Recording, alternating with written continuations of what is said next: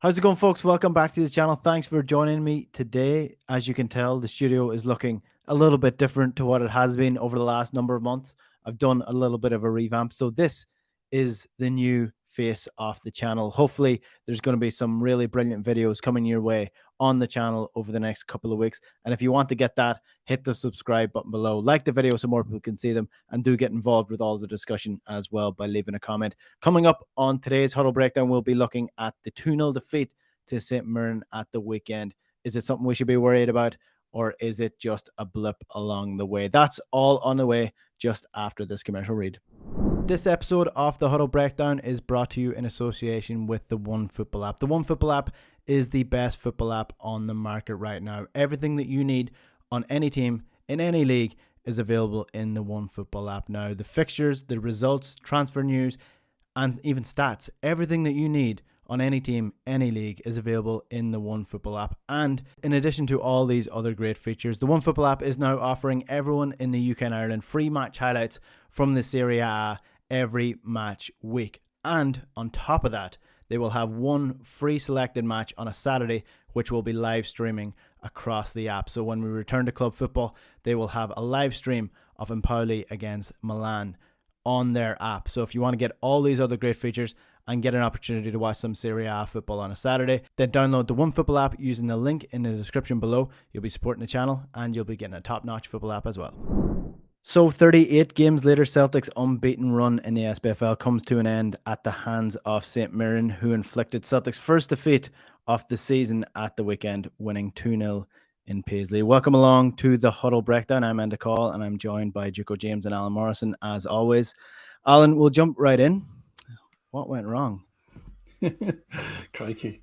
So, this was, I was just saying to the guys before we start, as bad as I can remember. I even brought up the 2-1 defeat to Clyde. That's how bad I thought it was. But some of that is probably to do with the sort of shock of it, really, in terms of, every week I've been going on about the consistency of performance. So when that consistency drops off so dramatically, it comes as a bit of a shock. I was very surprised. Let's start, listen, we need to talk about St Mirren because we need to acknowledge all the good things that they did. And we need to acknowledge all the things that, that we did to contribute to our own defeat. So starting off with the team selection, right? So I said last week, I didn't expect any changes other than those that might be enforced. It looked like there would have been a couple in defence that were enforced. Juranovic and Carter Vickers seemingly having muscle knocks or worse, if you believe some rumours.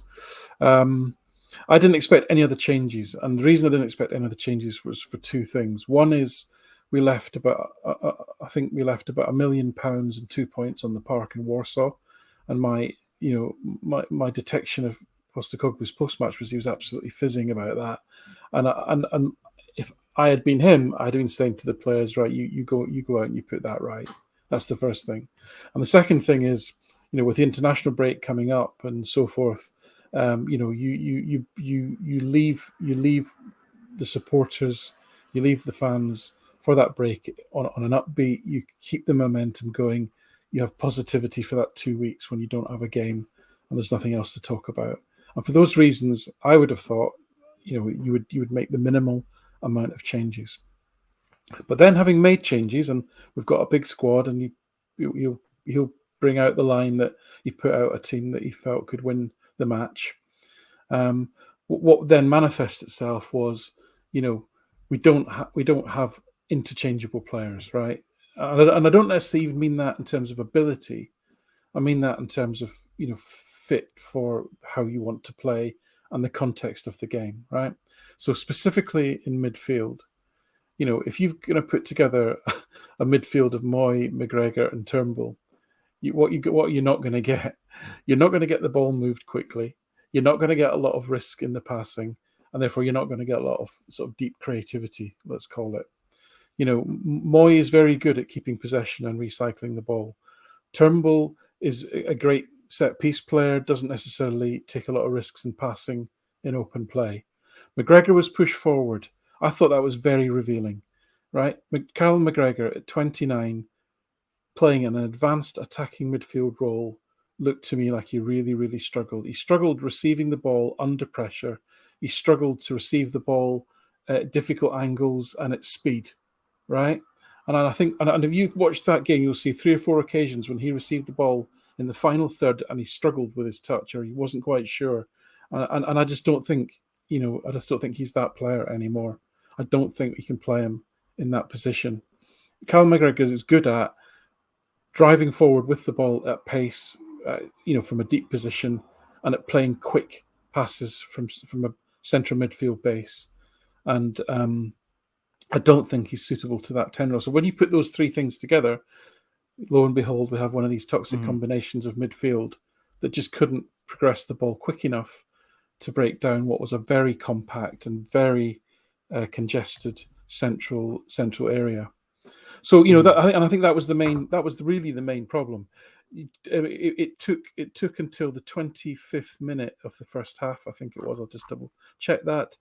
Yep, 25th minute of the first half before Turnbull or McGregor gave the ball away, and it was 22 minutes before Moy gave the ball away. So your 3 central midfielders are playing very safe, conservative passing for a quarter of the game, and we haven't created any chances, and that's not a coincidence, right? So we talk about putting risk in the game. So not only that, what then compounded it was the fact that your 2 wingers that you'd selected, neither of them are going to beat a player one-on-one with a trick. They actually need space, both of them, and rely on pace to get beyond and then create danger, usually on the diagonal. And when you've got essentially man marked by 2 fullbacks with another 2 centre backs closely stationed, and then three strung out and deep on top of you, there's no space there for them to have operated in.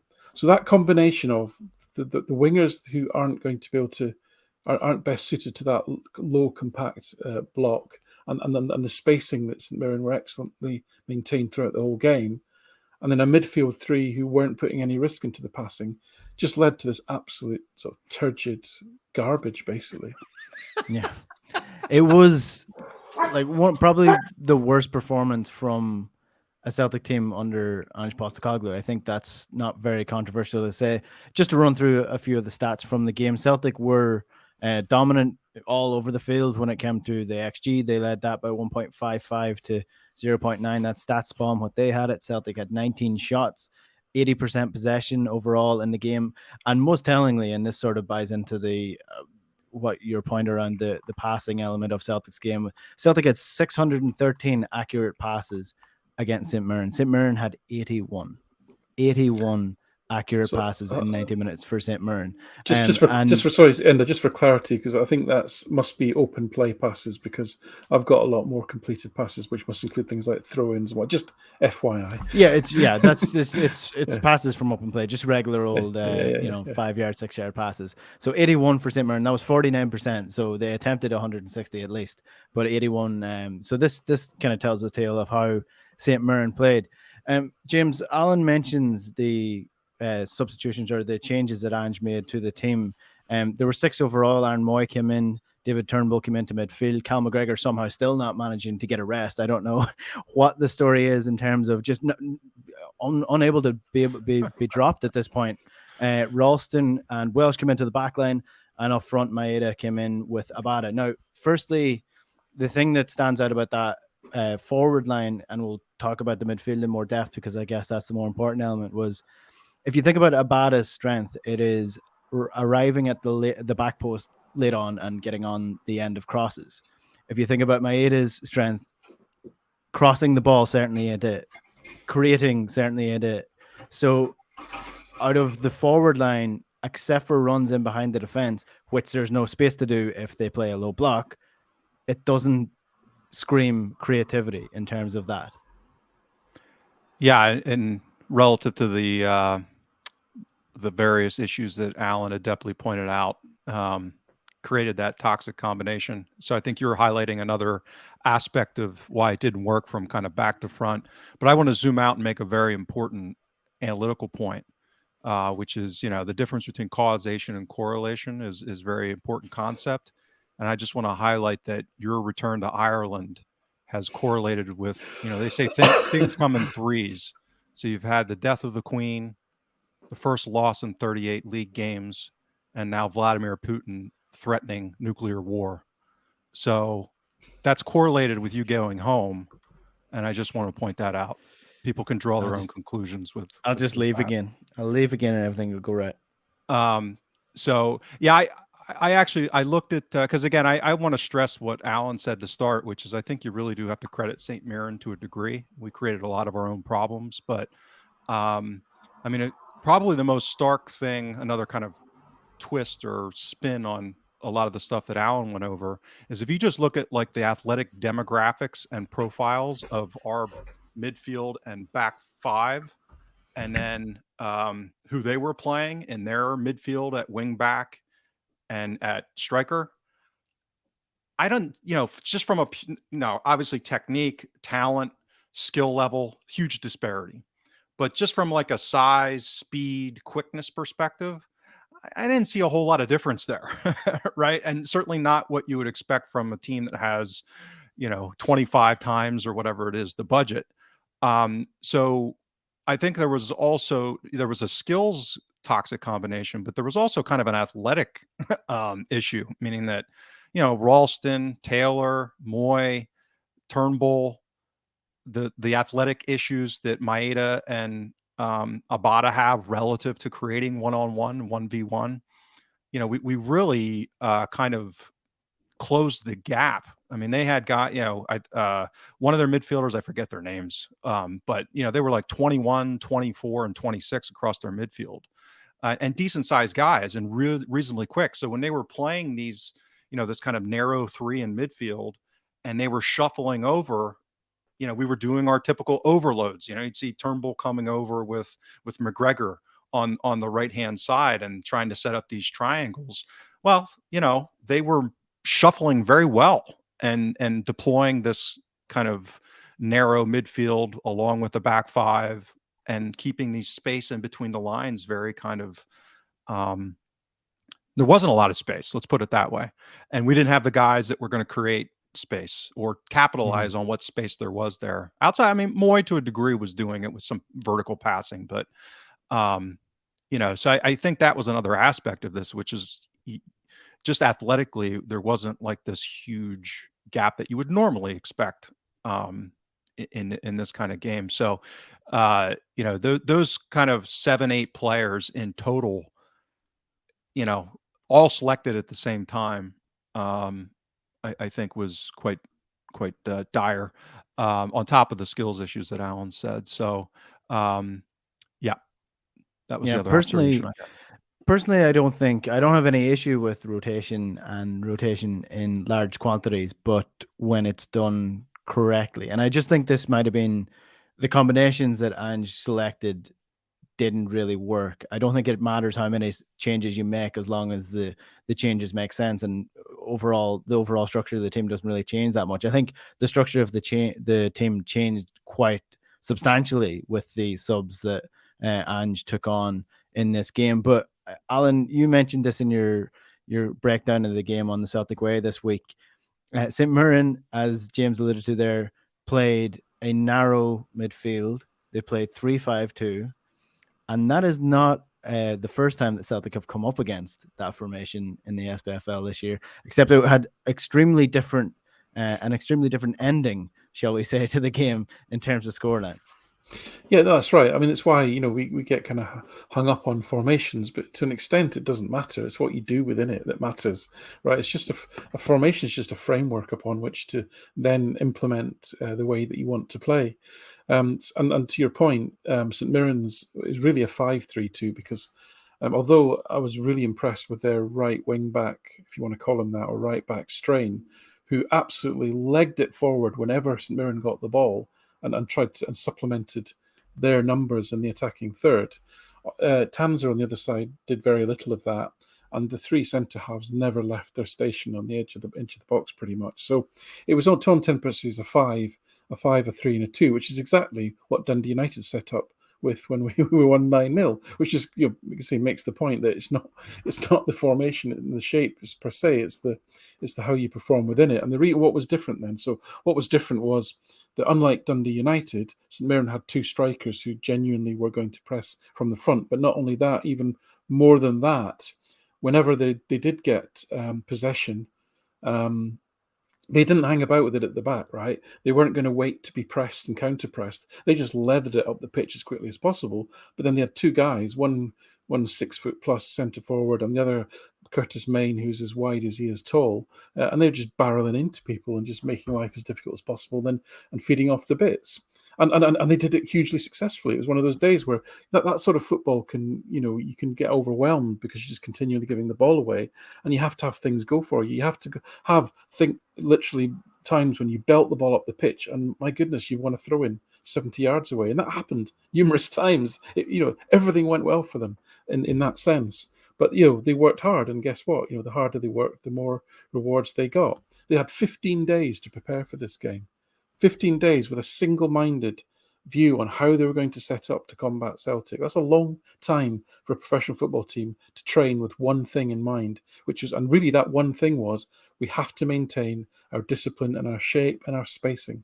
And that was really the key. That was the main difference between them and Dundee United. The midfield three spacing was perfect.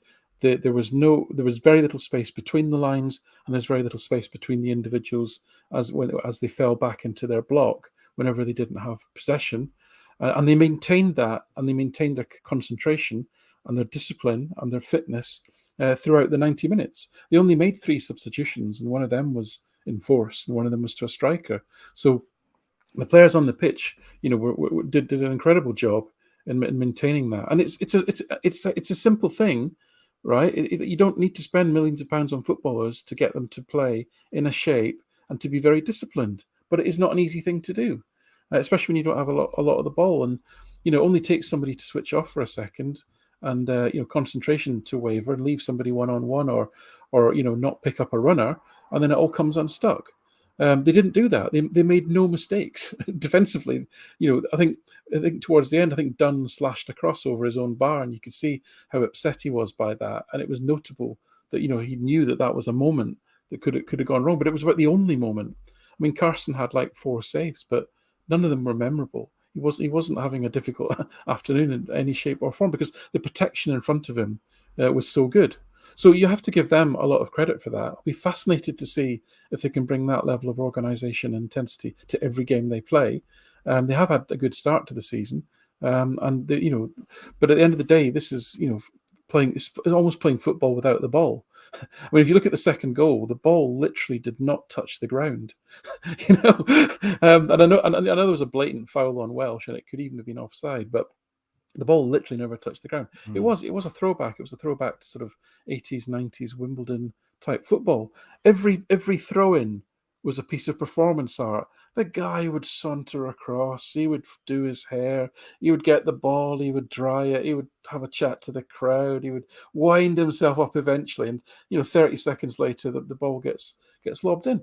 Listen, this is what these teams are going to do. All the little ball people, boys and girls, have been told to obviously either disappear when it was Celtic that had the ball, and just make life difficult, slow the game down. There was niggly fouls. They were late on every single challenge. They were leaving what the professionals call leaving one on every single time, but they did it with a discipline in the sense that they just about stayed within the laws of the game to not collect too many bookings and not get the referee's attention to such a large degree. Classic Wimbledon football, and they did it brilliantly. They did it absolutely brilliantly, and you have to commend them for that.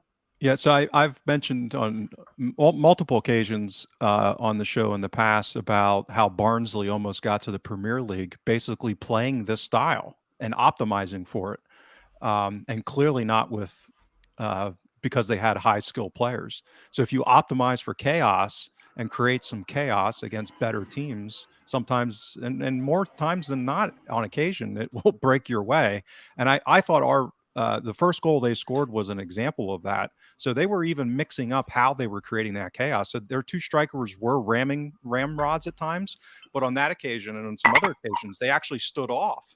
And what they did is they allowed Jens on that occasion to head the ball, and that basically created a 3v3 in midfield on a second ball, which happened to go their direction. That led to the sequence of then the high cross, which again capitalized on one of the structural weaknesses we've had, which is Hart does not get off his line. He does not come for crosses. and a guy had a free run wide open from midfield to go attack the ball.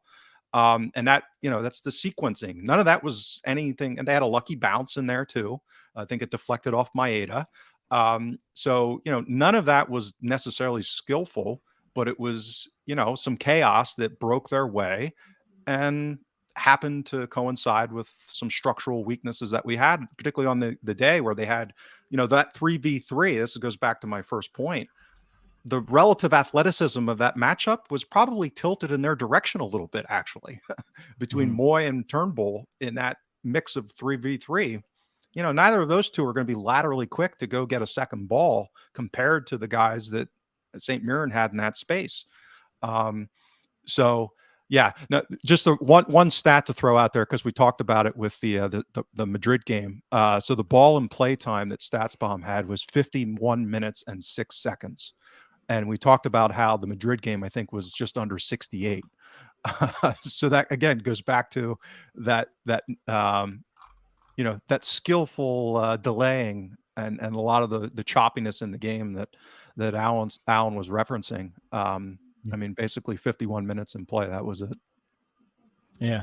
The old school football fan in me says that Stephen Welsh needs to be stronger there. Although I know clear as day that it probably was a foul. But again, I prefer my centre back to leave one on the forward as opposed to taking the easy road and going down. Maybe I'm being a bit harsh on Welsh there, but I think he's trying to buy a foul that was there, but I think he needs to be stronger.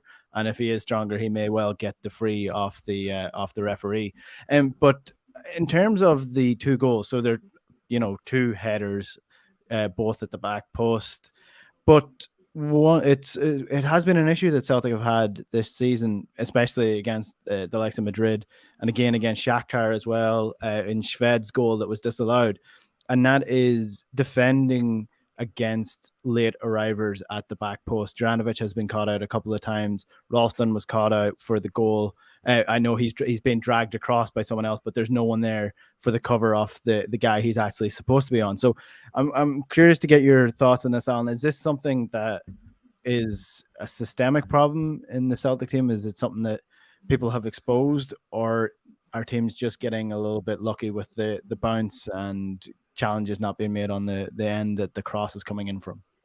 Yeah, I mean, listen, it's a game of football. You're always going to have moments when something happens if you're away. I mean, both goals, and again, listen, St Mirren completely deserved to win the game, but both goals did have a large element of fortune that went their way. The ball in midfield that bounced off Maeda's chest perfectly to Ayunga to then lay on to Strain was just, I mean, he couldn't have timed it any better as a through ball for the striker to lay on a plate.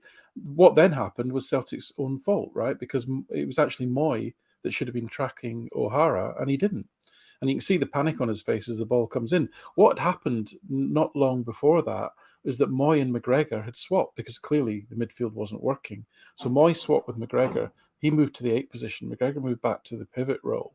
And so whether that confusion over who you're supposed to be picking up may have contributed to it. But also, who you're picking up comes with a little bit of, as you settle into the game, you get used to your opponents. That was literally the first attack they had. It was the first shot on goal, right? So, and then Ralston was caught in a horrible situation where he's got a big centre forward in front of him and a player arriving behind him, and he didn't. Who do you go for? So that was a nightmare for him. I mean, it looked bad for Ralston, but he actually did a great job marking. Yeah, the more dangerous of the two, meaning that the guy was right next to him. He has to mark him. He can't. He didn't know where the ball was going to be coming. Exactly. In. So again, I don't know. How much does that tell you about the future? How many times this season are we going to have Ralston at right back and Moy as an 8? So how much do you learn from that? Do you know what I mean? And then as I say, the second goal, literally the ball didn't touch the ground. It got thrown in. It actually hits Greg Taylor's head. Again, it bounces off McGregor straight to Main, 4 yards from goal, and he nods it across, and Welsh gets fouled. So you could probably say some things could be done better there. But again, I mean, how do you draw conclusions from that? You can't. So I mean, I'm not saying there aren't weaknesses there, because as I say, we saw that Hart is reluctant to come off his line. We know that Welsh And as I said in my piece, Welsh and Gens have got an aerial duel success rate of around about 75%. Carter Vickers is 85%. That's a massive difference, right? That is a massive difference. So it does mean you're going to lose, 4 or 5 balls over the course of 90 minutes in your own third, where the attacker's going to beat the defender. So there's a systemic weakness there. I suspect the view is that the ball skills and the ball progression skills that those players have got are seen to outweigh the fact that we might lose a few headers. But on occasion, it will sting you. And that, Sunday was one of those days. Mhm. Yeah, the other stat I'll throw in there. So I think with Hart in league games, when he's obviously played, we've conceded, I think it's 23 goals, which again is crazy how low that is. But 12 of the 23 are from inside 9 yards. So that speaks to this issue of his unwillingness and or inability to be athletic enough to come off his line. And he had an awkward moment earlier in the game when he kind of came out and did a fluky one-handed punch that could have gone horribly wrong, but but he just got enough on it that it didn't. And so this is just an inherent weakness for his play that doesn't come into things like shot stopping and some of these other metrics. And it actually tends to be more of a problem domestically when there's a lot more of these kind of aerial crosses that we tend to face, and we don't face them in volume. But again, I think those 12 goals are on 18 shots on target. So, they tend to be higher quality. They tend, but he's not shown that he's at a level anymore where he's going to be making huge kind of, like unbelievable saves like a Forster did in his prime. So he's making almost all of the saves that he should be making, but he's not making the stand on his head type of saves with any kind of regularity. And that the second goal, I think, was an example. I mean, that was a ballooned header that went up, and a more athletic, quicker keeper, I think, had ample time to move 3 yards to go punch that. And it's just not something he's going to do. Or is unlikely to do. So, again, we talk about this. We've talked about it in the past. Taylor's not going to close down on crosses athletically the way a faster guy or quicker guy would. So there's just some structural things that are going to be inherent to the way we play and the profiles of our players. And this just happens to be one relative to Hart at keeper, I think. Mm-hmm.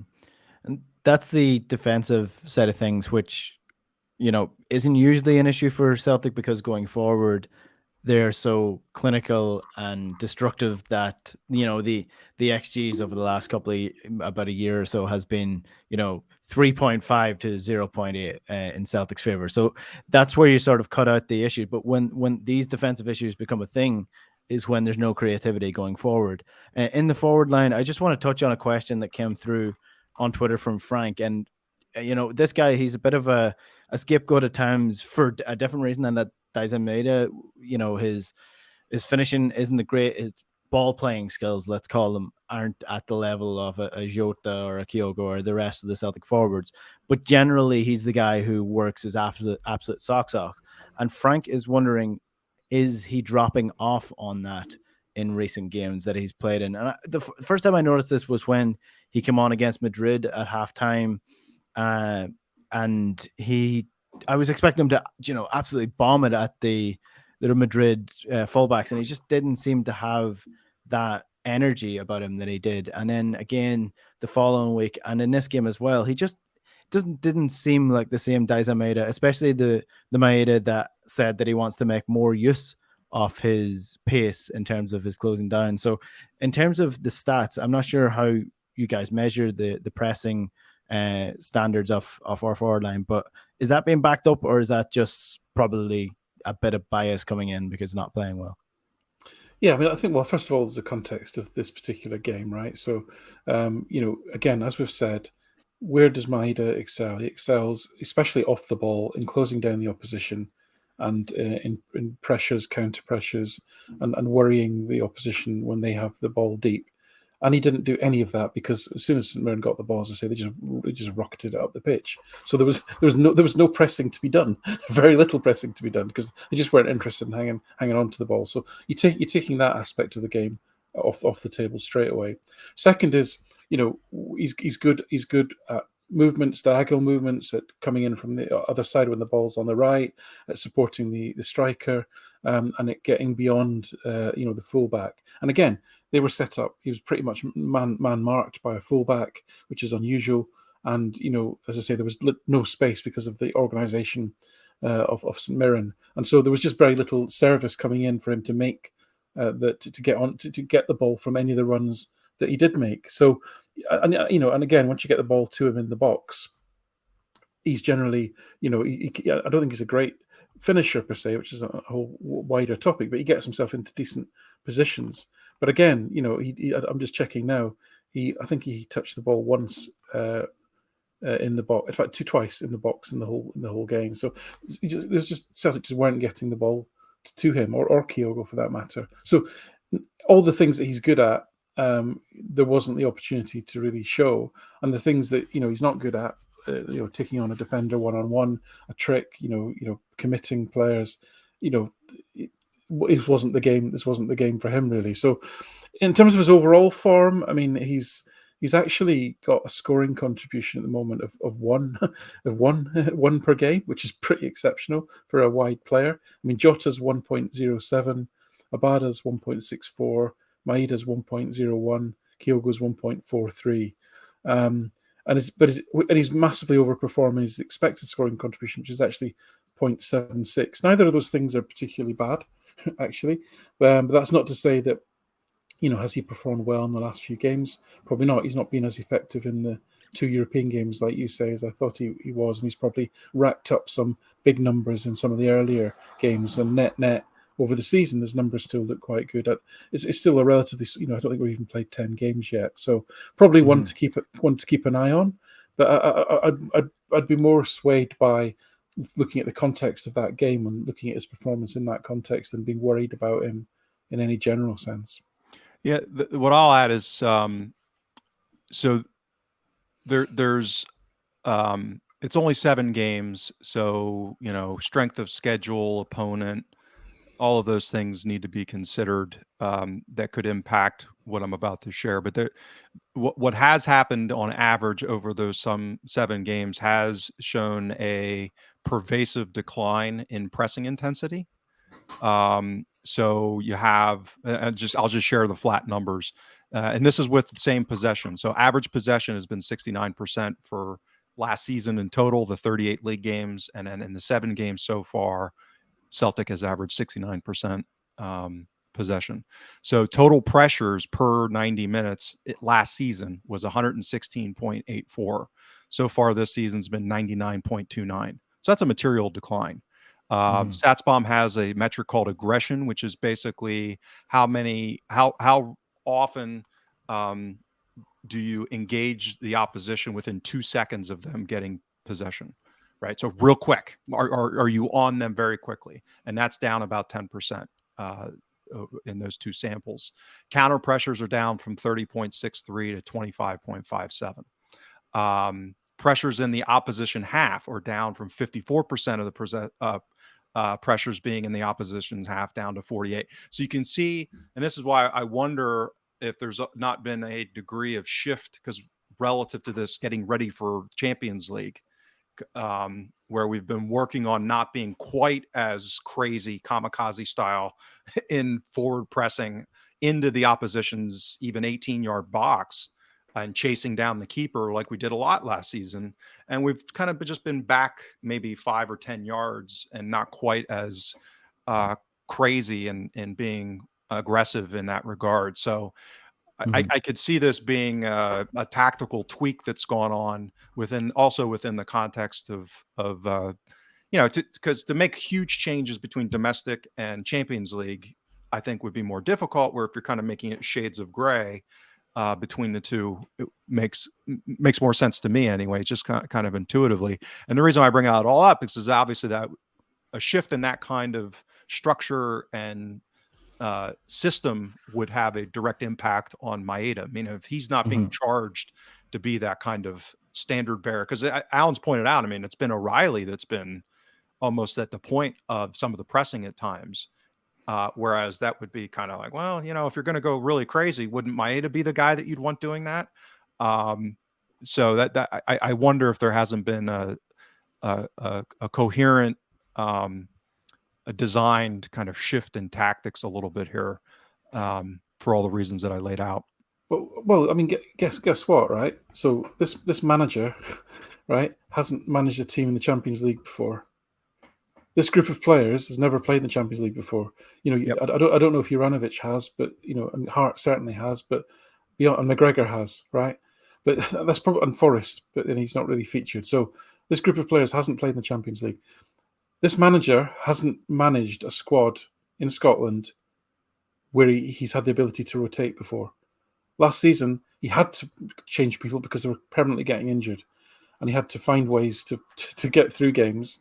And then as soon as we made some acquisitions in January, we basically won the league with 17 players.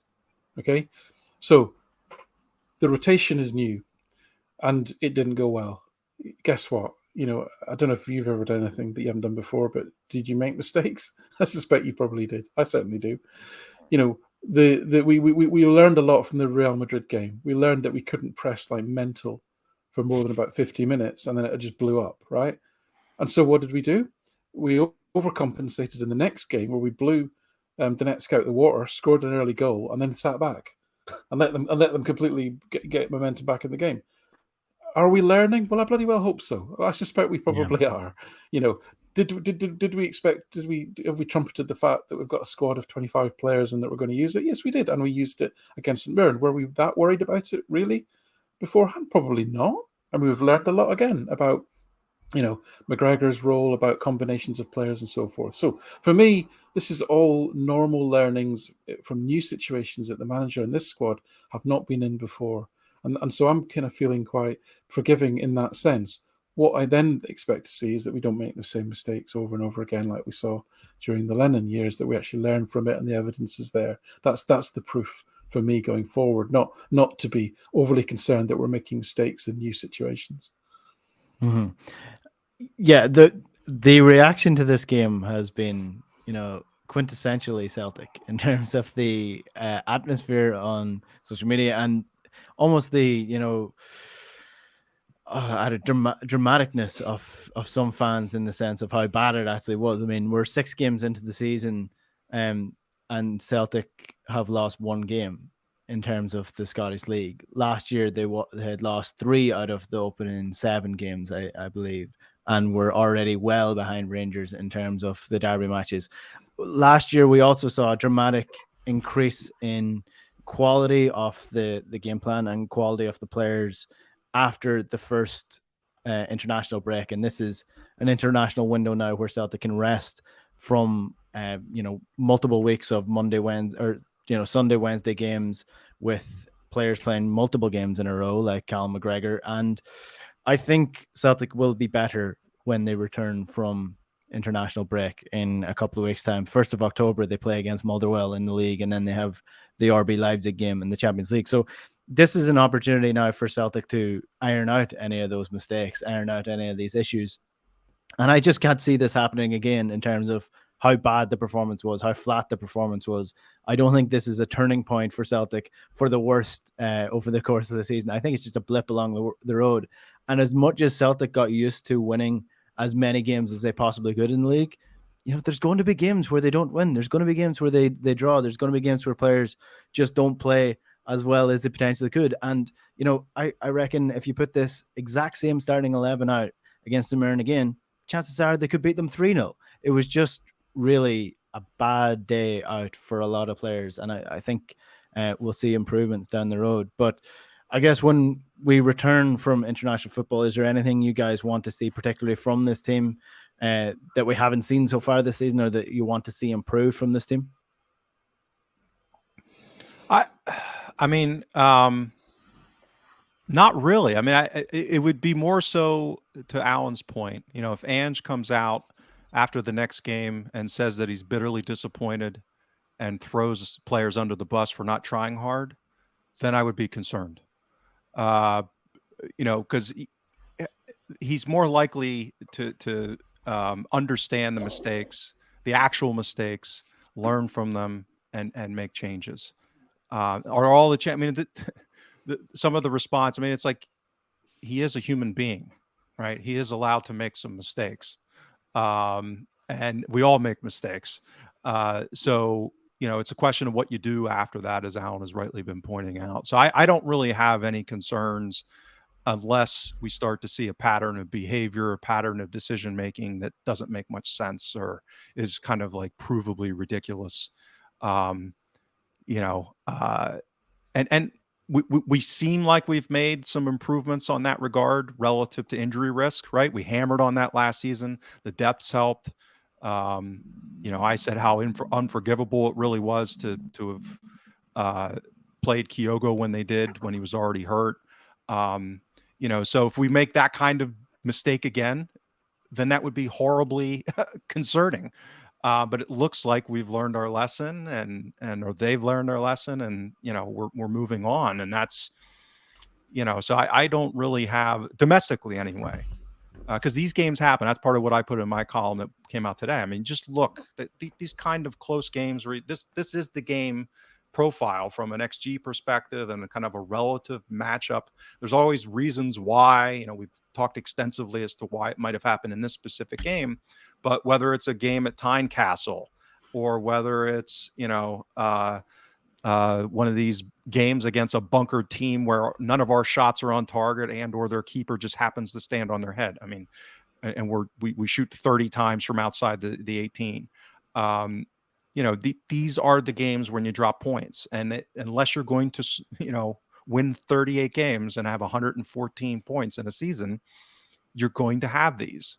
They're always annoying. They're always, everyone always runs around with their hair on fire for the 24 hours after it happens and start questioning the manager's decisions and all these various things. But, this is all kind of part and parcel with the season. So no real concerns as of now. Mm-hmm. I saw somebody say that this should be the last game that Stephen Welsh plays for Celtic. So, Yeah, Alan, is this the last game that we're going to see Stephen Welsh play for Celtic as a result of a little small mistake? No, it won't be. Listen, I agree with everything James said. Obviously, in terms of this was a battle lost, and the manager put his hand up and for his part in it, in terms of the incoherence of the team selection. I think St Mirren's level of organisation and their absolute adherence to what they were doing for the 90 minutes may have surprised them. But on the other hand, what Postecoglou says consistently is that he expects teams to be at their best when they play Celtic. And if that's St Mirren at their best, then that's what we should have expected. And so, I don't expect to have to be having that conversation again. Let's put it that way. So, yeah, learn from the mistakes, move on. We've lost a battle. I mean, this, the 6 monthly accounts that have come out are a timely reminder that the fundamentals are unchanged. And the fundamentals are Celtic are the biggest, most richest football club in Scotland by a considerable distance, and that fundamental is not going to change anytime soon unless we have some horrible thing that goes wrong, another COVID or some other the return of Peter Law or something dreadful like that. So the fundamentals are unchanged. We've still got a strong group of players. I did like the look of Haksabanovic. He ended up he wasn't on the pitch that long. He ended up with the highest expected scoring contribution of any player. He tried to do things. He generally did things with accuracy.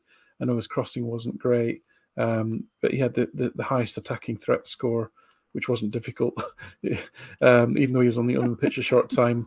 I thought both Ralston and Taylor did their best to take the team forward and were the most kind of aggressive in terms of trying to change the game. And Ralston's obviously the backup. I think he's actually. I think he could, if he got a run, Ralston, he could actually show that he's improved again. Yes, everyone else was disappointing, absolutely. Although Haksabanovic and Hattati seem to have quite a nice little thing going. in the time that they're on the pitch. So they're the little glimmers of hope. I do want to see Abelgard because, again, YouTube, so blah, blah, blah. But, he looks like somebody who, for such a tall guy, he's really good on the ball and changing direction quickly and running with the ball. And in a game like, yesterday, that's the sort of thing McGregor can give you, but not in the final third. Abelgard's a younger guy. So, listen, I'm not worried so long as we learn from our mistakes. And, the fundamentals don't change. We don't suddenly lose 4 players that are key in the international break. And also no doubt McGregor will play every minute of Scotland's 3 internationals between now and next week. The Japanese guys are playing in Germany. Kyogo doesn't tend to play many minutes for Japan, and neither do the other 2. So I suspect that won't be so much of an issue. So no concerns. In fact, in some respects, I think it's such an extreme slap in the face that it's a wake-up call for everyone that, look, you're not going to walk this. Just because you've won 9-0 and you've beaten the Ibrox mob 4-0, you think this league's going to be easy? No, it isn't. And that's not a bad thing for people to learn in week 7 of the season. Mm-hmm. I actually keep forgetting that Abelgard plays for Celtic because he's so far out of my head at the minute that I can't wait to actually. I think he could be a useful player for us. I really do. Yeah, I can't wait till he actually becomes part of the team and beds in, and we get to see what he can do in the different various types of games that Celtic play. And I think that's the most exciting thing, is that I actually joked about us playing St Mirren after the Shakhtar game. But the difference in the amount of things that you have to think about when you're managing Celtic in the Champions League versus the SPFL is quite stark. So it's always entertaining, regardless of what the result. Obviously, we want the result to fall in Celtic's favor, but it's fun to watch. Look, we're not going to have. I'm sorry, just wanted to add one thing quick. So the flip side of this is the willingness and ability of opposing teams to try and mimic what St Mirren did, because I actually think it was a coherently smart game plan that we, facilitated, given all the issues that we've talked about. And Robinson's been a pretty good manager at this level, and his players, his teams at Motherwell were always supremely fit. They're not the pints and pies crew that like you'll get at some of the other teams. So, the likelihood of other managers at other clubs having this kind of similar nexus, which is time to prepare, youthful players with an athletic profile to be able to deploy a well-constructed, coherent game plan, those just don't happen that much in the league. We get more of the McInneses and some mix of lacking in the athleticism to be able to cause problems, or an incoherent game plan. Trying to play out from the back against us without players that can do it is a chronic one at that level. So, I think that's probably not something that we're going to face all that often. And as we've talked about, hopefully we won't have the same kind of problems on our side that kind of coincide with that at the same time. So to me, this is more likely to be closer to a purple unicorn than something that happens with any regularity. But I think that's because of two sides of it. Hopefully we improve, but also I don't think there are going to be that many teams that are going to be able to follow the blueprint and to do it effectively. Mm-hmm. Well, Motherwell will be the next team to attempt that as we take them on in a couple of weeks' time. 1st of October, that game is. So a couple of weeks to go until that, and we'll have international football to keep us, quote-unquote, entertained until then, depending on what nation you're supporting in that. I dare say if you're watching Scotland, you may not be all that entertained over the next couple of weeks, but you might get a couple of good results here or there.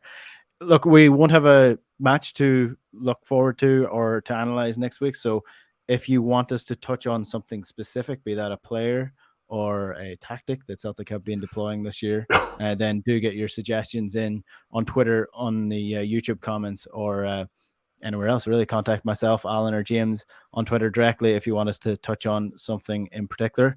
Alan, James, thanks very much. And Alan, try to enjoy the international break as much as you can. I do. I actually love international breaks. It means I'm completely caught up with all my data capture. I can actually do some writing. It's brilliant.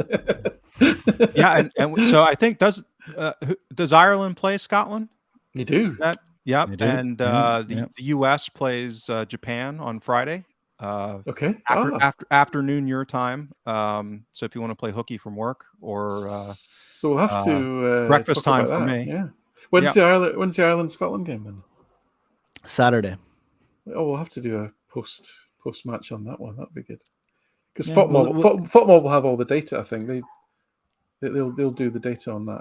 Pretty sure. Okay, we'll try to make that work then. A Huddle Breakdown International Special, Ireland against Scotland, and that'll be fun. All right, guys, thanks very much for another excellent podcast, and to you listening, thanks for watching and listening. If you're watching on YouTube, do hit the subscribe button and leave a comment as well. And if you're listening, you can get us on podcast on iTunes, Spotify, or wherever you get your podcasts. And we might be here on Saturday. Who knows, for an international special podcast. So stay tuned for that. We'll chat to you later. Good luck.